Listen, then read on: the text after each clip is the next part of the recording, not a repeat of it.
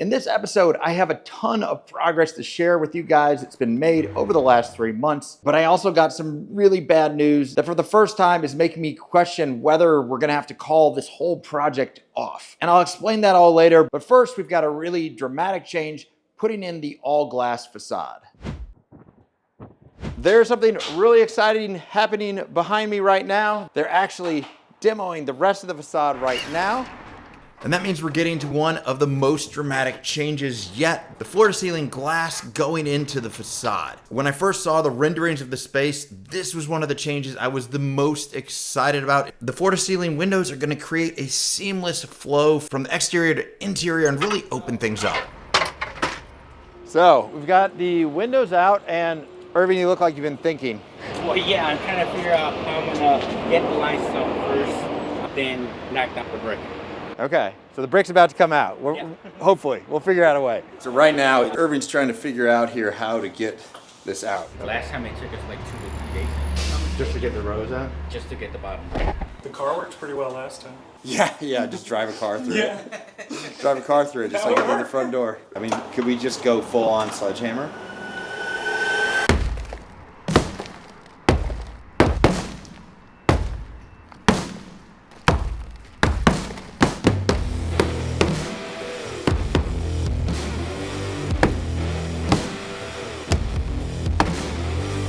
I always say about a sledgehammer, it's fun for like 10 strokes and then it gets to be real hard work. Let it slide. You gotta let her go. Let's let her rip. The looser the better. Doing pretty good. You're getting better. All right. I should totally have been wearing safety glasses. That was awesome. Give this man some safety glasses.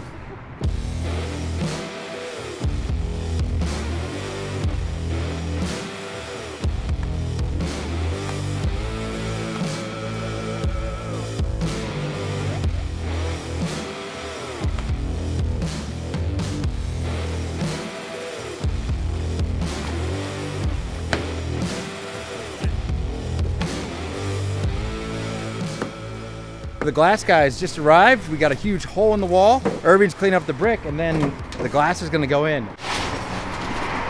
The process is gonna be pretty simple. They're just kind of cleaning everything up, making sure they get all the silicone from the old windows off. Then they're gonna drop a header across the top and slide the 3 panels of glass in. And one of those panels is a door, but those panels were all fabricated off-site so they could be transported here, and everything's gonna go in a day, which is really nice.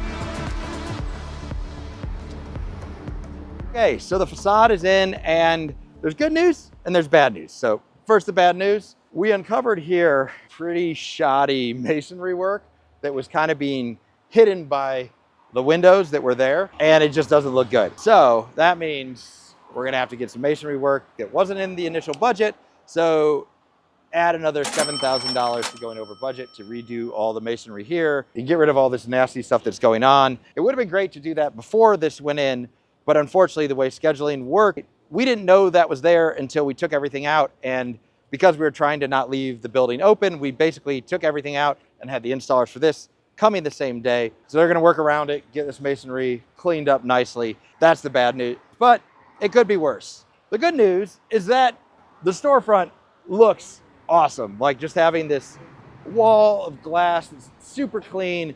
I think it's gonna look amazing when we get the polished concrete floor. You walk in, you're gonna see cool furniture pieces that I've yet to design, but I promise you they're gonna be cool when I make them. So yeah, I'm very happy how this came out. So the back and forth song and dance continues. As you can see, we've had to move everything into the garage here, and we've totally cleared out the front space because we're demolishing the floor. We're getting rid of all this old hideous, ugly tile this morning. Get rid of that, and we'll be doing polished concrete floors here, which I'm so excited about. It's coming out now.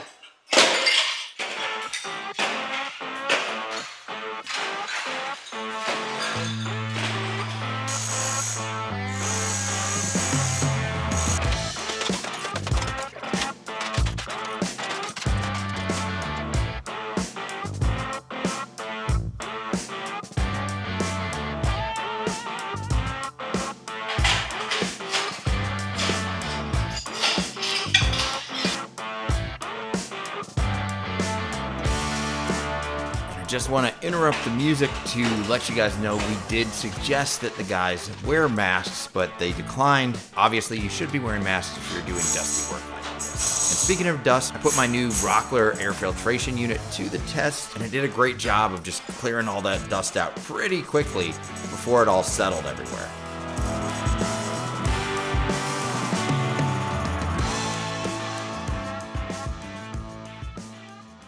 Those guys made super quick work of it. Fortunately, they did a really crappy job putting those tiles down, so it seems like they came up way easier than everyone thought they would. Before we go further, a quick message from this video's sponsor, MRCOOL. Last year, I installed one of MRCOOL's DIY ductless mini splits right behind me here in the back half of the workshop. It did a great job of keeping the space warm in the winter and cools it off really nicely now in the summer. In fact, I liked it so much, I reached out to MRCOOL about getting a second mini split to install in the gallery, which we'll be doing later on in the video. MRCOOL makes the only mini splits with their patented pre-charged line sets. These pre-charged line sets with quick connect fittings are the secret that allow for easy DIY installation by the average homeowner without the help of an HVAC professional. Their DIY mini splits are Energy Star rated, so they'll lower your utility bill while keeping you comfortable. So if you've got a space that could use some heating or cooling, or are interested in upgrading to a more efficient HVAC system, there's a link in the description where you can check them out. And if you want to know more about my experience with MRCOOL, we're going to be installing a second mini split up in the gallery later in this video. Thanks to MRCOOL for sponsoring this video, and now let's get back to it.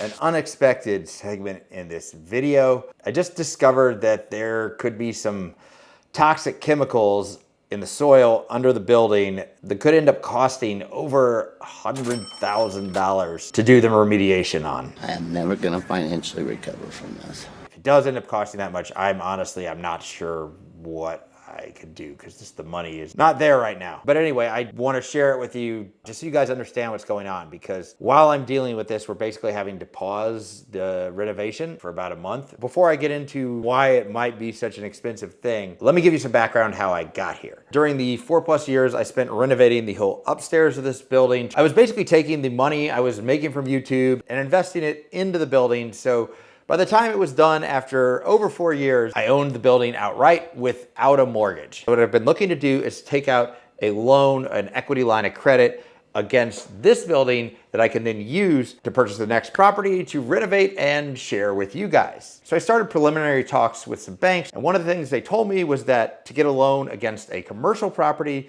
you have to get a phase 1 environmental assessment done. This is basically a process you go through to assure the bank that there's no environmental contamination on the property, and specifically in the soil. As I understand it, two of the biggest red flags are if there was a gas station on a property and there were gasoline storage tanks buried underground, or if there was a dry cleaner, because dry cleaners typically have storage tanks for their really toxic solvents buried underground. So I've called a few places, and it sounds like the cost for the phase 1 assessment is $1,000 to $3,000, depending on, I don't know, those are just the ranges I was given. If there are some indicators that there could be contamination, then they have to do what's called a phase 2 environmental assessment, where they actually go and take soil samples, which in the case of this building would involve drilling through the concrete slab to get to the soil underneath. And this is where it gets pretty expensive, $10,000 to $15,000 to do this phase 2 assessment. So that puts the total of phase 1 plus phase 2 at around $11,000 to $18,000, just to find out if you have to pay a bunch more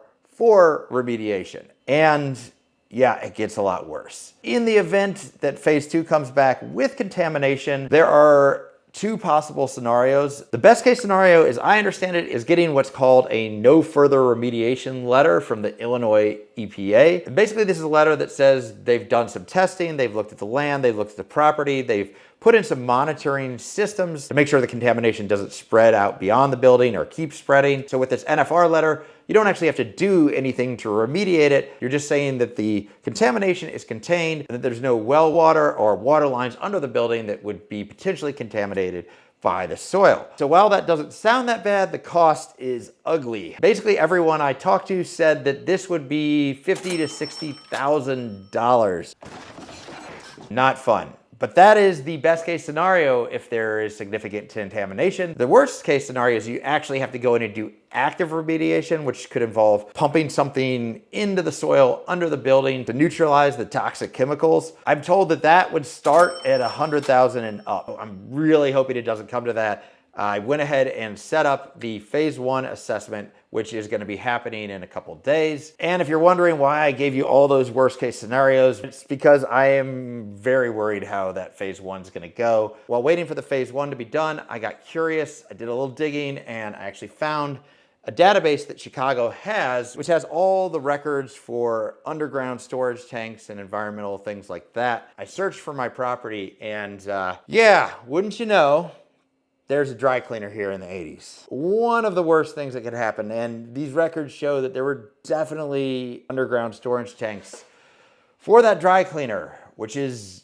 really bad news. I talked to the consultants who are going to be doing the survey, and they said that given the timing that storage tanks were done in the 80s and 90s when environmental regulations were not the same as they are now, they said that it's almost certain based on their experience that there's going to be some level of contamination that needs to be tested for with a phase 2. We'll pick up in a couple days when the consultant gets here for the phase 1 assessment. And when did you purchase? 2020. Yeah, it was just a cash as is deal. So yeah, as we've talked about, the old dry cleaner, those are what I consider recognized environmental conditions. Okay. Got to do some research, try to figure out where those, you were talking about 4 tanks, all the tanks that were supposedly removed. I have a feeling, to be honest with you, from what I'm seeing, I think this was the original building. Yeah. And then this section was added on later on in the life of the building. So you think all the underground storage tanks are kind of in... They were outside at one time, and now they've been built. So you think this, because this probably wasn't actually, this was built later. Yes, that's what I'm thinking. But during my doing research, we will try to... Cool. All right, well, I appreciate it. Thank you much. So the environmental consultant just left, and the good news is that he was super nice because they're basically certain phase 2 is needed. They've agreed to kind of do a combined phase 1, phase 2, where they kind of roll it together and do it all at once for $12,000, which is on the low end, so that's good. The bad news is that I definitely do need the phase 2, and based on what he saw here and saw in all the city records, he thinks it's very likely that they're going to find some contamination. So ballparking it based on his years of experience doing this, he estimated that there's about a 50% chance that I'm going to need to have at least that NFR letter done, that 50,000 plus expense. And there's a small outside chance that we'll have to do active remediation. He put it at like 5%. I guess that's good news that he doesn't think that's likely given the case. Either way, this is all out of pocket. This hurts. I mean, I don't even want to think about it. I'm trying to stay as positive as I can. And I guess it's also a good time to mention that this is a learning experience. I should have had the phase 1 done before I bought the building. I had never bought a commercial property before with residential properties. It just isn't a thing. But with commercial properties, it is. And because this was an abandoned building, I was buying it as a cash deal as is at a very low price. There was no bank saying you have to do this. And so I didn't do it because I didn't know what I was doing. Hindsight is always 20/20. And now I know that I definitely should have, because I probably could have negotiated the price down if I'd had one done. I've talked to some more experienced commercial real estate investors. And the bottom line is that you should just never buy a commercial property without having an environmental assessment done. Now, there's also an option where I just don't do the phase 2. I just choose to live with it. I only have to do the assessment because that's going to be required to get any kind of loan that uses this building as collateral. But the reality is that all my money is tied up in this building, and I need to get another property so I can make more content. So I need to figure out a way to get this loan done. And also, at some point in the future, whenever I do decide to sell the building, it's worth quite a bit more than when I bought it in its dilapidated, abandoned state. And as a result, anyone who's spending that amount of money to purchase a property is likely going to get a loan and certainly be savvy enough to do an environmental assessment themselves. And if I hadn't had this done and they discover all this then, well, the deal likely falls apart, or the sales price gets discounted by more than it would cost me to do the environmental assessment now. And the last factor is that I'm about to redo all those floors downstairs as part of the shop renovation. So it makes sense to get this over with, drill all the holes in the floor through the foundation to get the soil samples now, rather than wait till later and drill through the beautiful new floors that we're going to put in downstairs. So at this point, the phase 2 assessment is scheduled for 3 weeks from now. Renovation is basically on pause right now because they're trying to figure out where they need to drill, and we don't want to start work in an area where they're gonna need to drill, because that would just muck things up. So unfortunately, I'm kind of stuck in a holding pattern right now. I will pick up with you guys in a few weeks when we're doing the phase 2. So we're up bright and early in the morning, and the guys just got here. They got this drill rig on the truck, and I think they're about to haul it around to the garage, start boring some holes in the ground. I'm hoping they find absolutely nothing, because that would be the best news that I could receive right now. Spray paint here, and they marked all these locations over there, and over here, and over here. And I think there's 6 in total that they're gonna be drilling and boring these holes, I don't know, like 10, 12 feet down into the ground underneath the foundation of the building. And like I said, hopefully finding nothing. They just asked us to move the PVC in there, so.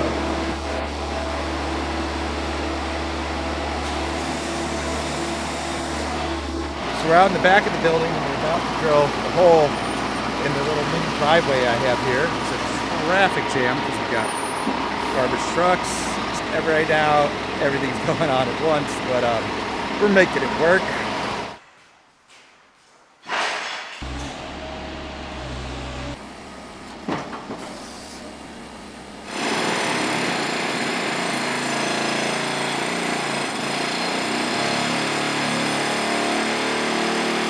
I apologize because in this video, there's just going to be a lot of me trying to yell over the equipment, and it's going to be loud.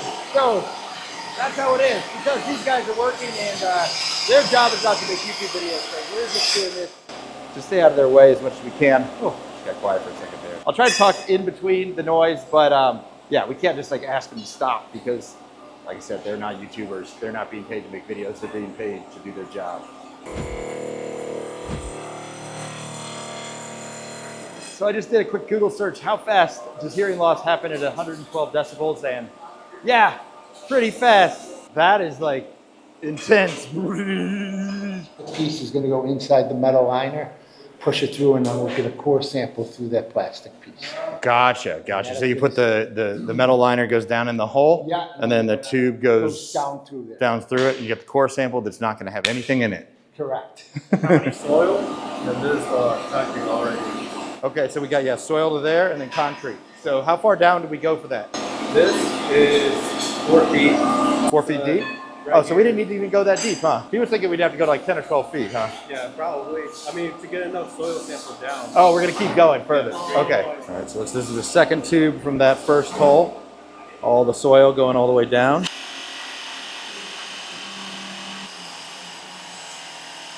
Behind me over here, he's bagging up what looks like what I do when I take techs on a walk, but it's actually the soil samples coming out of the tubes, and it looks like just nothing but mud and clay, right? Right? Convince myself of that. They got to document everything, like make sure, it doesn't get contaminated by their hands or anything else, just to make sure we get those samples. Just say nothing. This is the little plug from 12 feet under the building. Apparently they don't need this part of the sample. They've got what they need.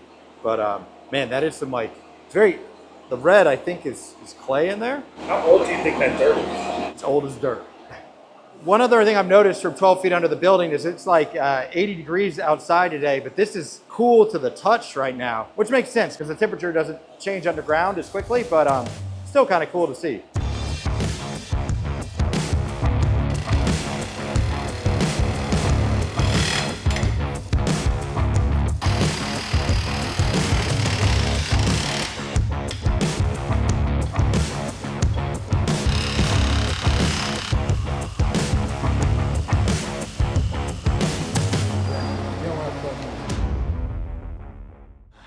All right, so he just pulled me aside, and some of the soil samples they just pulled up smell like awful. They smell like gasoline, like you stuck your nose in the gas tank of your car. Now it's like the non-active remediation that's like 50-something thousand more, probably like the best case scenario. All right, so he's saying there's still a small chance it won't be over the EPA levels, and it might just be in this like one spot. So all we can do is pray.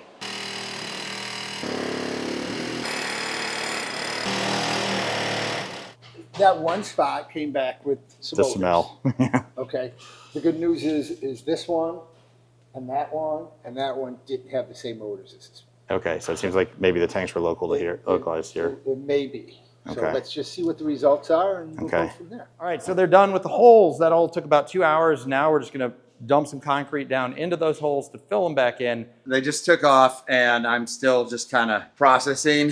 Kind of one of those feelings like you've just been punched in the gut. You never know for sure until you get the lab test results back, but that sample smelled bad. I mean, it like literally was like you were just sticking your nose in a gas tank of your car. I guess all we can really do is just kind of keep plugging away, deal with what we have to deal with when we get the results. We're gonna get back to work while we're waiting on those results with what we can, and I've got that HVAC system to install, so.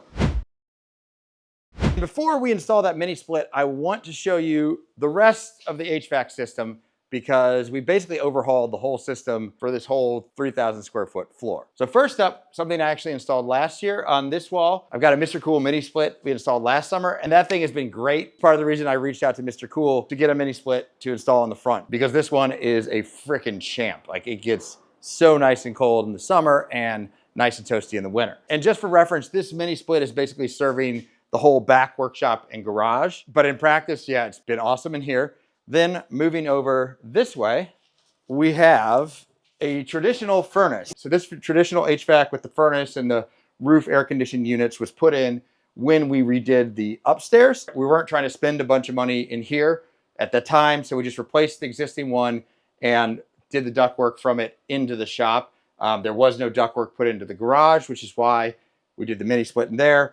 The plan at the time was the mini split would do the back half and this traditional unit would do the front half of the shop. But after living with the ductwork, which ran all the way along this wall, it was huge. It also ran in front of the windows because the HVAC contractor was insistent that would make the circulation better. But I hated it because it blocked the windows and it was so low. The ceilings in here are actually like a smidge under 8 feet. So it basically made like 2.5 or 3 feet of space at the side of the room completely unusable because you couldn't stand under it. So I wanted to come up with a solution that would eliminate all that ductwork. Now, if I'd figured this all out before I put the mini split in the back, I actually would have gone with a multi-zone mini split system and just had 2 mini splits in front and 1 in back. And the reason we need those 2 is because we're adding that wall in the middle of the front space divided into the front workshop area and the gallery. And if we tried to use that existing furnace to get air to the front, that would have meant more ductwork because not only would we have needed the vents going into the room, but we would have needed to add more ductwork on the ceiling to get returns. Because of the way we did it now, using the second mini split we're about to install to serve the gallery space, we were able to put some smaller vents just right up here across the back and then use that one existing return in the corner to get HVAC that was up to code in this back shop. So there's a little bit of redundancy in the system, but given the way that the layout of the space evolved, it's the best and most economical solution we could come up with.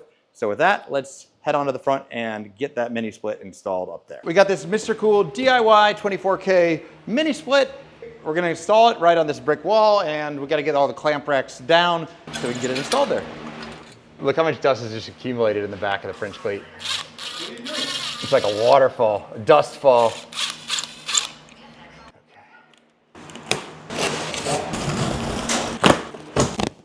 Got this template, which hopefully will make it pretty easy to install and know where to drill into the brick. Thinking right about here.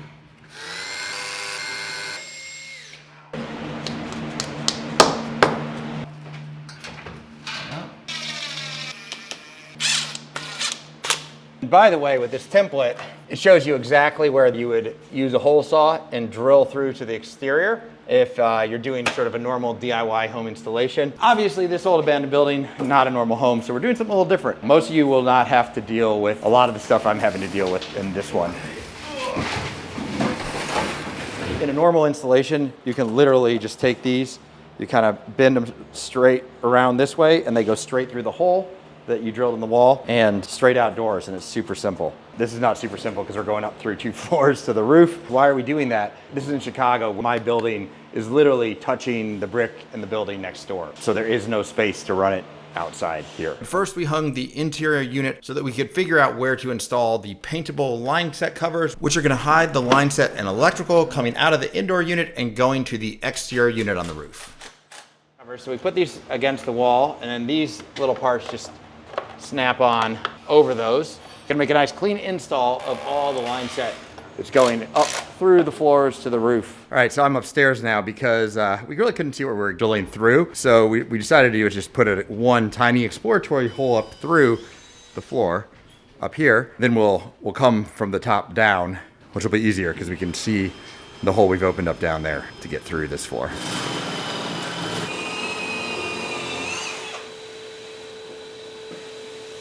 So GC Alexander is upstairs, and he's gonna pass the line set down through that hole to me, so we can see about getting it hooked up. All right, Mike, it's coming down. All right. That is gonna be good, probably, right about there. With the line set through the floor, I connected it to the indoor unit, and this pre-charged quick connect line set is really what makes a DIY installation of a MRCOOL unit possible for the average homeowner. With the quick connect ends, you just hand tighten them and then finish tightening with a couple wrenches. With that done, we headed up to the roof to work on the outdoor unit install. And the first step here, drilling the hole in the roof for the line set. So we can just go run this over up against this wall, and then I think I'll probably build like a little built-in bookcase right here that'll hide all that. And we're gonna actually remove all this as like old conduit, but that should look pretty good. So Alexander's kind of excited. We got this cool like gooseneck thing that's gonna seal the hole really simply and then guide the line set up and out of the roof. So as you can see here, I hired someone to do it because, well, we've talked about those circumstances, but if you're an adventurous DIYer, it is something you could probably do on your own. Pretty cool little thing. It's gonna just like guide that line set right into the outdoor unit.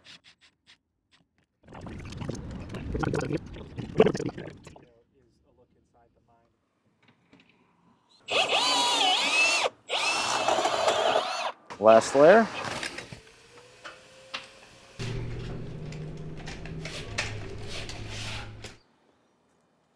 Okay, working through. We're gonna gently bend this. There we go. Nice, okay, perfect. Next, we attach the outdoor unit to some riser stands that are going to keep it off the ground and protect it from snow that could build up on the deck. Then I can screw the line set to the outdoor unit, which is super simple because of the fact MRCOOL's line sets are pre-charged. Without MRCOOL's patented pre-charged line sets, you have to add refrigerant to the lines, and that needs to be done by an HVAC professional. But since MRCOOL's line sets come with that refrigerant already in the line set, all you gotta do is screw it on and use an Allen wrench to open the valve.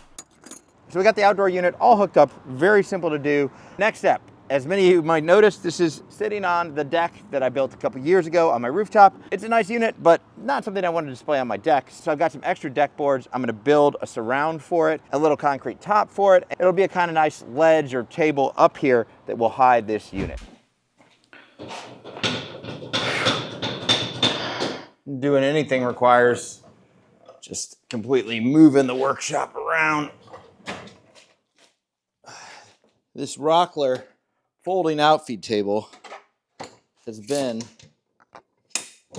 an absolute godsend during this whole renovation process because it's allowed me to keep using the table saw without having a big full outfeed table, and I can just fold this thing up and roll the table saw away.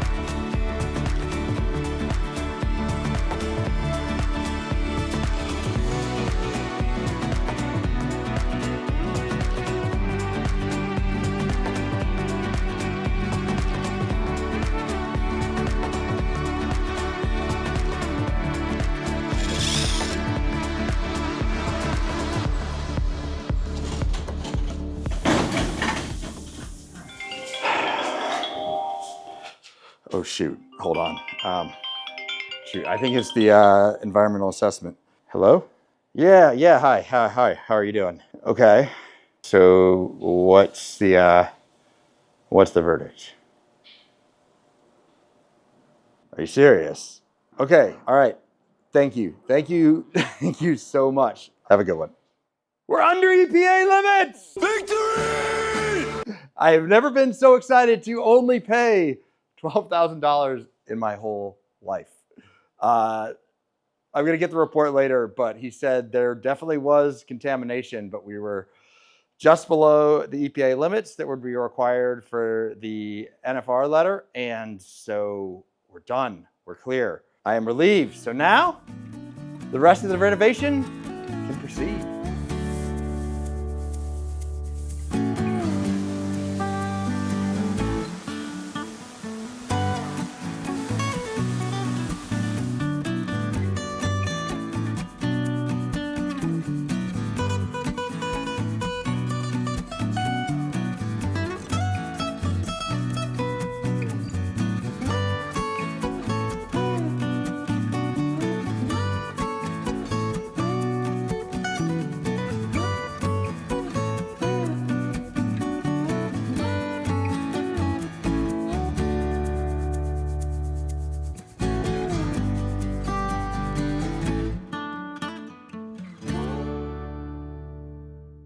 So I'm pretty happy how this came out, and I'm very happy that I'm not having to pay $100,000 for environmental remediation. And with that, we are getting really close to being done with this whole shop renovation. Next up, polished concrete floors in the front and epoxy in the back, and doing some really cool plaster in flush LED lighting in the gallery. As always, much love to all you for joining me on this journey. If you feel like I've earned it, make sure you sub and bell, because we're closing in on that 1 million subscriber mark. That's it for this time, and I'll see you guys next time. What do you think of it?